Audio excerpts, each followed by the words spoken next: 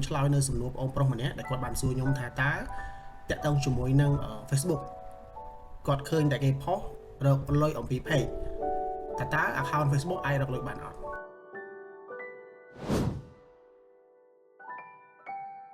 បាទដើម្បីឆ្លើយតបនៅសំណួរបងប្រុសដែលគាត់សួរខ្ញុំហើយដោយសារកន្លែងនេះក៏ជាកន្លែងពិសេសមួយដែរព្រោះដោយសារឃើញបងមួយចំនួនគាត់ជាទូទៅគាត់តែងតែធ្វើការផុសតាក់ទងអំពី Facebook ដែលយើងរកលុយពី Facebook ចឹងណាហើយរកលុយនេះគឺជាទូទៅយើងរកលុយទៅតាម page ហើយមួយទៀតបងប្អូនមានដឹងទេថាតាក់ទងជាមួយនឹងការរកលុយនេះគឺយើងអាចរកលុយជាមួយនឹង account Facebook បានបាទអញ្ចឹងយើងធ្វើរបៀបម៉េចបានដឹងថា account របស់យើងឬក៏យើងធ្វើបែបម៉េចបើកន្លែងណាដើម្បីឲ្យ account Facebook របស់យើងអាចរកលុយបានអញ្ចឹងបងប្អូនទាំងនេះអាចមើលនៅអ្វីដែលខ្ញុំជាឧទាហរណ៍ស្រាប់អញ្ចឹងឧទាហរណ៍ថាដូចជា account របស់ខ្ញុំមួយនេះអញ្ចឹងណាអញ្ចឹង account មួយនេះគឺសប្តាហ៍នេះគឺវាអត់អាចរកលុយបានទេអញ្ចឹងដើម្បីឲ្យវាអាចរកលុយបានតើគឺយើងត្រូវតែធ្វើរបៀបម៉េចអញ្ចឹងបងប្អូនធ្វើតាមខ្ញុំមកគឺបងប្អូនចូលក្នុង account Facebook របស់យើងមួយមក Facebook ដែលយើងចង់បើកវាដើម្បីរកលុយហ្នឹងណាបាទបន្ទាប់មកទៀតបងប្អូនចុចចូលកន្លែង profile ទៀតមកឲ្យចេញ profile បែបនេះណាហើយបន្ទាប់មកបងប្អូនធ្វើការចុចត្រង់កន្លែង3នេះ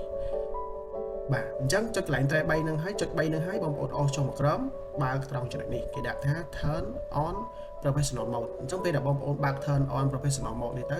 គឺ account Facebook របស់បងប្អូនគឺអាចរកលុយបានហើយអញ្ចឹងគឺអត់ពិបាកទេខ្លីងាយមែនតើបាទអានេះជា account Facebook ណាបងប្អូនមិនមែនជា page ទេអញ្ចឹង account មួយនេះគឺយើងអាចរកលុយបានហើយហេតុអ្វីបាន account របស់ខ្ញុំវាអត់បើក professional mode ឲ្យចុចដោយសារខ្ញុំធ្វើការ log នៅ account Facebook មួយនេះអញ្ចឹងកាលណាខ្ញុំ log account profile បែបនេះខ្ញុំ log យក profile ចេះគឺវាអត់ឲ្យបើកទេអញ្ចឹងលុះត្រាតែយើងបើកវិញអញ្ចឹងឥឡូវយើងបើក profile វាមកបាទ unlock profile ហ្នឹងវិញចាំខ្ញុំធ្វើការឧទាហរណ៍ឲ្យបងប្អូនទាំងអស់គ្នាបាទអញ្ចឹងនៅពេលដែលយើង unlock ចេះហើយគឺបងប្អូនអាចចូលមុខងារ professional mode បានហើយអញ្ចឹងមុខងារដែលយើងអាចរកលុយបានតាមរយៈ Facebook បាន Facebook account បានហើយគឺចុចតែនឹងមកគឺវាបើកហើយកាលណាវាបើកទៅគឺវានឹងបង្ហាញព័ត៌មានចំនួនមួយចំនួនឲ្យយើងដើម្បីឲ្យយើងធ្វើការទៅតាមការណែនាំរបស់ Facebook ទៅអញ្ចឹង account របស់យើងគ្រប់គោលការណ៍គ្រប់លក្ខខណ្ឌគឺ Facebook នឹងឲ្យយើងរកលុយបានតាមរយៈ account profile មួយហ្នឹងបាទ account Facebook មួយហ្នឹងអញ្ចឹងបងប្អូនប្រហែលជាដឹងហើយអញ្ចឹងយើងអត់ចាំបាច់មាន page ទេគឺយើងមានតែ account Facebook ក៏យើងអាចរកលុយបានដែរហើយរបៀបនៃការរកលុយមួយចំនួនបងប្អូនអាចធ្វើការ search ទៅលើ Facebook បានពីរបៀបរកលុយធ្វើរបៀបម៉េចផុសវីដេអូបែបម៉េច content បែបណាដែលតាក់ទាញចាប់អារម្មណ៍ហើយ content បែបណាដែលអាចរកលុយបានអីចឹងបងប្អូនអាចមើលទៅព្រោះដោយសារបងយើងមួយចំនួនគាត់បានចែករំលែកបន្ថែមហើយ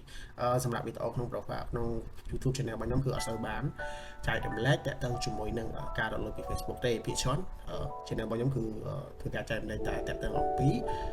ការដោះស្រាយនឹងបញ្ហា account ផ្សេងៗនិយាយទៅតាក់ទងអំពី Facebook for business Facebook សម្រាប់អាជីវកម្មគឺមានទាំងអស់តែតាក់ទងជាមួយនឹងការរកលុយមួយគឺខ្ញុំអត់ដែលបានផុសទេបាទអូខេអញ្ចឹងសម្រាប់វីដេអូរបស់ខ្ញុំគឺជាចម្លើយទៅដល់បងប្រុសម្នាក់ដែលគាត់បានសួរខ្ញុំហ្នឹងគឺមានតែប៉ុណ្្នឹងទេអញ្ចឹងសង្ឃឹមថាបងអូនបានមើលវីដេអូនេះហើយ